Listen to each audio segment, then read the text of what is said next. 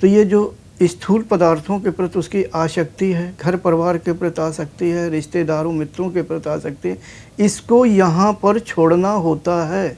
अर्थात सूक्ष्म जगत में प्रवेश तो पहले ही कुंडलनी यानी कुंडलनी के द्वारा करा दिया जाता है, या चक्र जब एक्टिवेट होते हैं तो सूक्ष्म जगत में ही प्रवेश होता है। लेकिन कुंडलनी जब जागृत होती है तो बड़ी तेज़ी के साथ उसका आंतरिक विकास होने लगता है।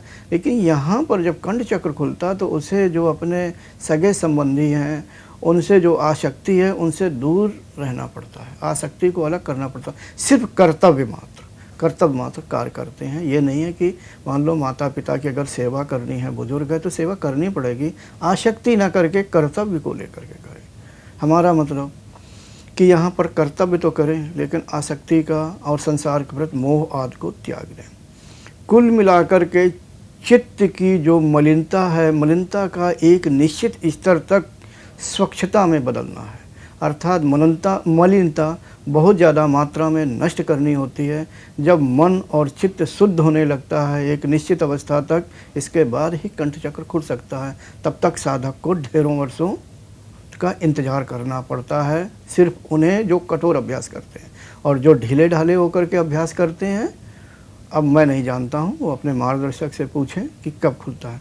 लेकिन मैं महत्वपूर्ण बात ये बताने वाला हूँ कि कंठ चक्र कैसे खुलता है, उसकी वास्तविक गुप्त बात तो मैं क्या कोई नहीं बताऊंगा, लेकिन फिर भी थोड़ा बहुत बताए देता हूँ कि मैं एक बार याद बता दूँ कि मेरे अलावा मेरे द्वारा एक लड़की को ये विधि बताई गई है और उसने उस विधि को कई बार प्रयोग किया है अपने गुरु भाइयों के लिए, और मेरे द्वारा ये विधि किसी को नहीं बताई गई है। ये विधि अत्यंत गुप्त है, लेकिन फिर भी कई लोगों की बड़ी इच्छा थी कि कंठ चक्र के विषय में बताएं, तो साधकों ऐसी गुप्त विद्याएं सड़क पर सब्जी की भांति नहीं बताई जाती, यानी बेची जाती हैं। यहाँ बेचने की बात नहीं, जैसे सड़क में सब्जी बिकती होती है ना, कोई आए खरीद ले, इस तरह से ये चीज़ें नहीं बताई जाती हैं।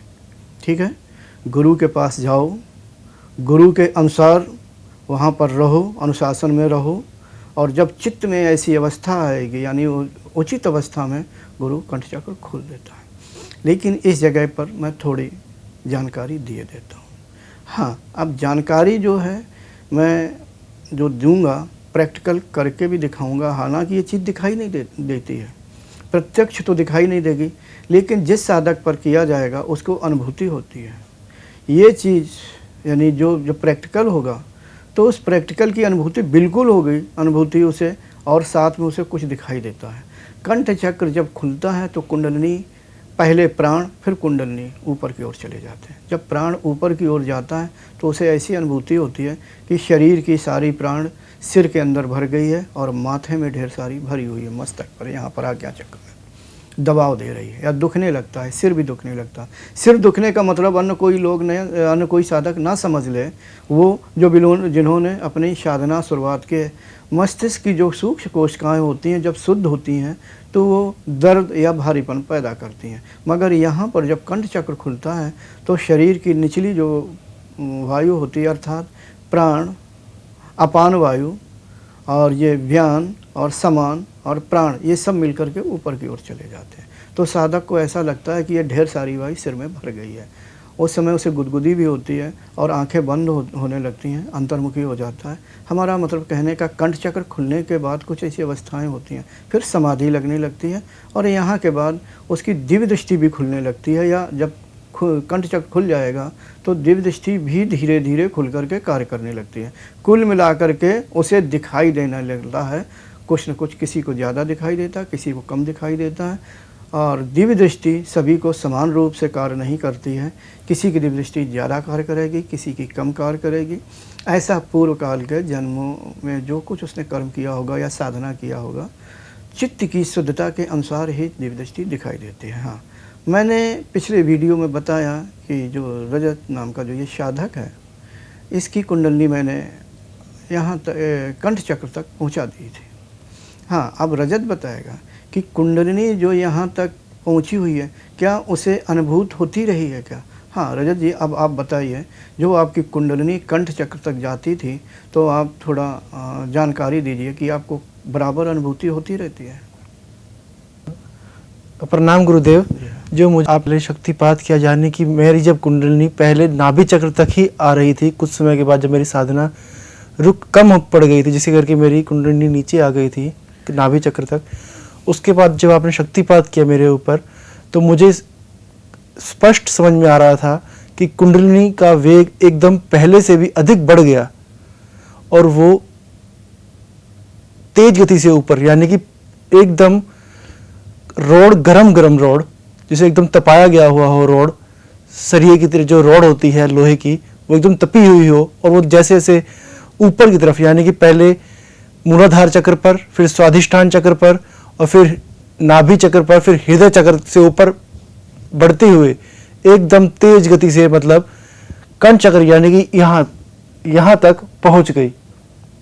और उसके आगे वहां पर कुछ अवरुद्ध सा समझ में आ रहा था और पूरा शरीर एकदम गर्माहट, एकदम जैसे जैसे कुंडलिनी ऊपर बढ़ती गई गर्माहट एकदम शरीर में फैलती गई, यानी कि सीधा जैसे कुंडलिनी चढ़ रही है ऊपर तो गर्माहट एकदम फैल रही है यहाँ पर, इधर इधर पूरे शरीर में, जैसे जैसे चढ़ती जा रही है वैसे वैसे पूरा शरीर गर्माहट एकदम फैलती जा रही है। और जगह जगह पर ऐसा महसूस होता था जैसे कि कहीं कट रहा हो ब्लेड से, या जैसे कि कुछ कट रहा हो, यानी कि मैं उसको स्पष्ट बता दूं, ये ऐसा अनुभूति होती है जब कुंडलिनी है, जितनी शुद्धता के अनुसार ही साधकों को अनुभूति होती है। अगर किसी के शरीर में ज़्यादा शुद्धता है तो कुंडलिनी उग्र स्वरूप में अनुभूति होती है। अगर तमोगुण अभी उतना कम नहीं हुआ है एक निश्चित मात्रा तक, तो कुंडलिनी की अनुभूति कम होती है। तुमने कहा कि गरम रॉड जैसी, हाँ, शुद्धता के कारण, और उस समय बहुत ज़्यादा शक्तिपात किया था, इसलिए गरम रॉड जैसी ऊपर चढ़ती हुई समझ में आ रही थी। और पीठ में गर्माहट, जो अभी थोड़ी देर पहले बताया, पीठ में भी गर्माहट उसकी फैल जाती है।